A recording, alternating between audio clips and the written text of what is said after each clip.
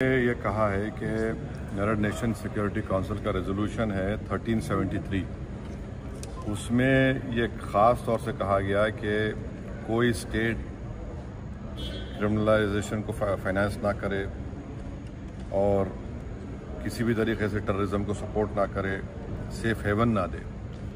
तो पाकिस्तान बरसों से इस रेजोल्यूशन 1373 का वायलेशन कर रहा है। दूसरा, अगर आप यूनाइटेड नेशन का आर्टिकल 51 पढ़ेंगे, ये हम किसी स्टेट को दूसरे स्टेट के खिलाफ सेल्फ डिफेंस में एक्शन लेने का इख्तियार देता है और उसमें एक वर्ड है बेलिजेंट रिप्राइजल्स, इसको हम इस्तेमाल करना चाहिए, मैंने कहा। और तीसरा ये कि हमारे संविधान में आर्टिकल 355 है जो ये कहता है कि यूनियन पर एक ड्यूटी है एक्सटर्नल एग्रेशन से स्टेट्स को बचाने के लिए।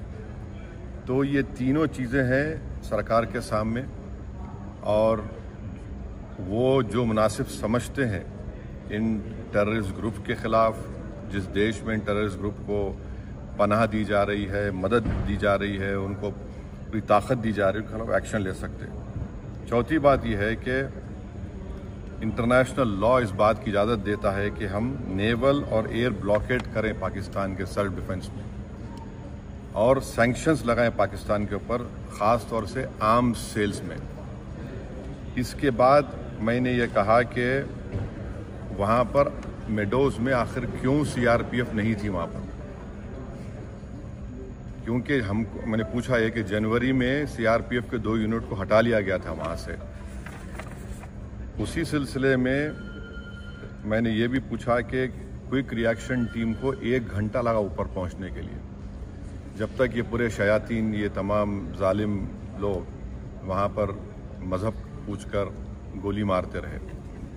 और 2000 में वहाँ पर एक नुनवान कैंप है पहलगाम में, वहाँ पर भी 30 यात्रियों को मारा गया था और उसमें एक कमेटी बनाई गई थी लेफ्टिनेंट जनरल JH मुखर्जी की, उसका रिपोर्ट का क्या हुआ।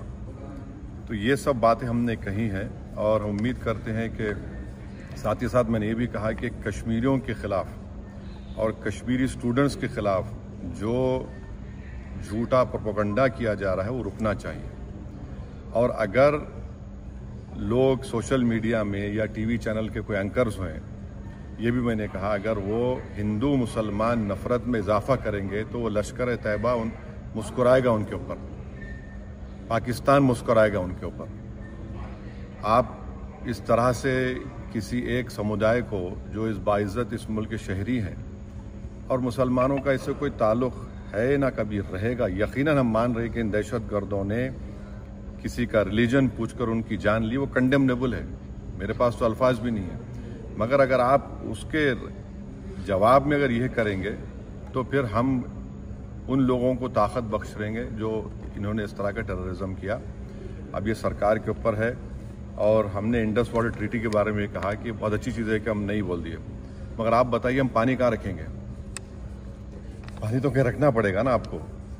तो और इसमें आप देखिए कि इंडस वाटर ट्रीटी में जो चिनाब का इलाका है वो पूरा पहाड़ी इलाके से पानी जाता है, जहलम का जो है वो ज़मीनी इलाके से जाता है और वर्ल्ड बैंक इसका इंटरलॉक्यूटर है। तो इस पर हमने कहा कि इस पर देखने की ज़रूरत है और सरकार जो भी एक्शन लेगी हमारे देश के तमाम लोगों को उनकी जान और माल को बचाने के लिए, ख़ास तौर से इस बुज़दिलाना वहशियाना दहशतगर्द हमले के बाद, हम उसकी तायीद करेंगे। ये कोई सियासी मसला नहीं है, ये हमारा नेशनल मुफाद है, नेशनल इंटरेस्ट में है और हम उनके साथ खड़े रहेंगे। सर, ये आपने इंडस वाटर ट्रीटी पे बोला, तो क्या आप बोल रहे हैं कि ये एक्शन नहीं लेना चाहिए क्या? नहीं, मैं ये देखिए, आपने तो देखिए वर्ल्ड बैंक इंडिया और पाकिस्तान में बैठकर ये ट्रीटी करवाया, वो उसका इंटरलॉक्यूटर है।